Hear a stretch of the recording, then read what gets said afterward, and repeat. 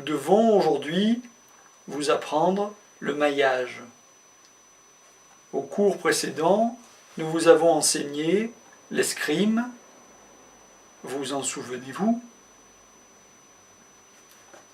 Oui. Dans l'escrime, le fleuret est exactement l'image métaphorique du fil électrique.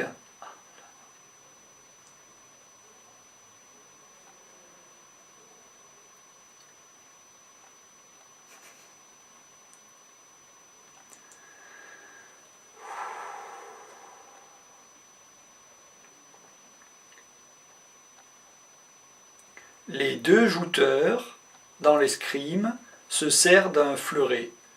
En vérité, les deux parties du couple, l'homme dans le couple et la femme dans le couple, avec le glyphe 14, avec la communication, se servent aussi de fleurets.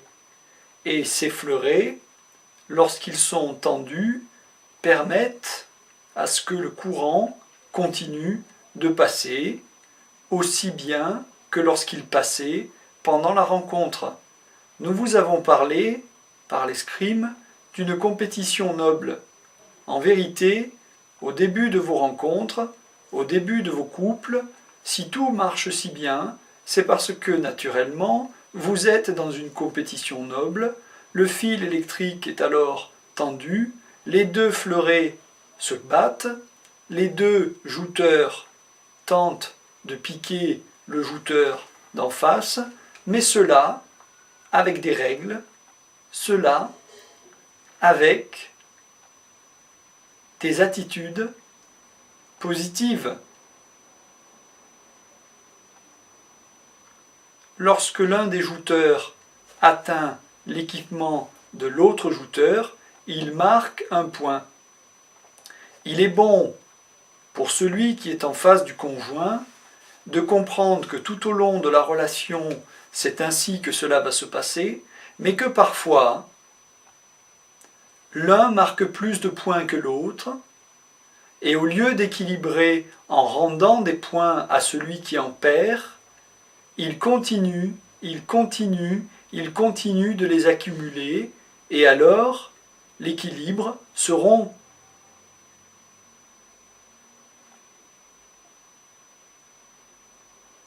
Toutefois, certains jouteurs abandonnent alors que la joute ne s'est pas arrêtée. Le découragement, parfois, vous gagne. À vous. Quand vous nous dites un marque plus de points que l'autre, ça se caractérise comment dans la vie normale d'un couple? Des équilibres.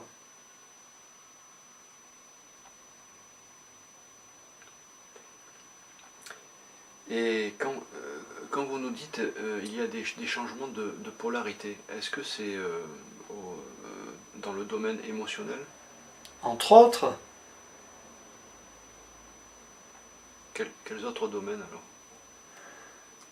Imaginez que dans votre cuisine, pas très loin de votre table, là où le conjoint s'assied pour prendre le repas, imaginez qu'il passe un courant magnétique et que ce courant magnétique soit là, à l'endroit de la chaise, toutes les 5 minutes. Alors effectivement, dans le cycle de ce courant magnétique, la personne assise est en train de discuter avec vous. Souvenez-vous qu'au cours du cours numéro 4, nous vous avons parlé d'utiliser le glyphe 14 à table. Alors voici le conjoint à table, voici une conversation tout à fait agréable, et puis, tout à fait agréable pendant 5 minutes, et puis au bout de 5 minutes, le courant magnétique entre dans la personne, sa polarité change, alors qu'il semblerait extérieurement que rien ne s'est produit. L'instant d'après, ou 5 minutes après, le courant magnétique s'est de nouveau déplacé, il n'est plus à l'endroit où est assise le conjoint revient dans une énergie comme il était avant le passage de l'énergie magnétique, et alors celui qui est assis en face du conjoint ne comprend plus les réactions de son compagnon, et il le dit cyclotimique. Vous comprenez ces concepts? Oui, oui.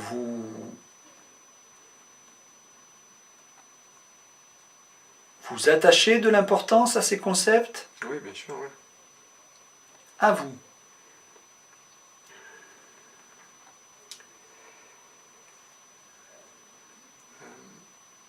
Quand vous parlez du maillage,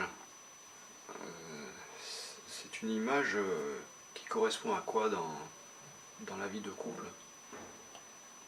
Tout ce qui est en haut est comme ce qui est en bas, le tissu du cosmos qui permet au cosmos de se mouvoir, ce tissu est le même dans le couple. Il vous faut apprendre, comme la petite araignée qui est derrière vous, il vous faut apprendre à tisser un maillage suffisamment fin et suffisamment résistant pour attraper votre nourriture. Il s'agit là de nourriture pour le couple, nourriture spirituelle, nourriture émotionnelle, nourriture sentimentale, nourriture mentale et d'autres.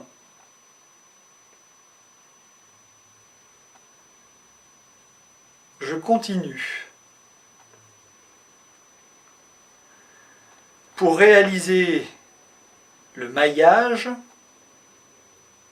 et notre hôte constate qu'il y a une connotation, une cohésion entre réaliser le maillage et réaliser le mariage, thème des cours théoriques.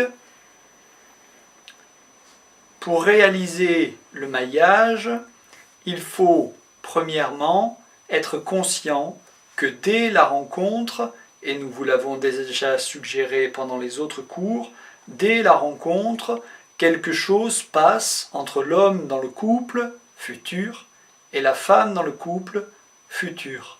Ce courant qui passe est ensuite la base du maillage qu'il va être fabriqué et qui va définir le cocon du couple.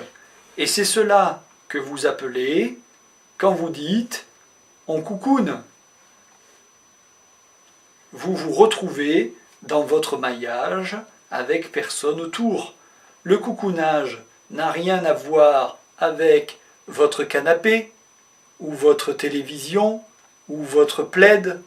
Il a à voir avec le fait que, au moment où vous avez la sensation que tous ces éléments extérieurs vous coucounent, c'est en fait que le maillage de votre tissu de couple se resserre.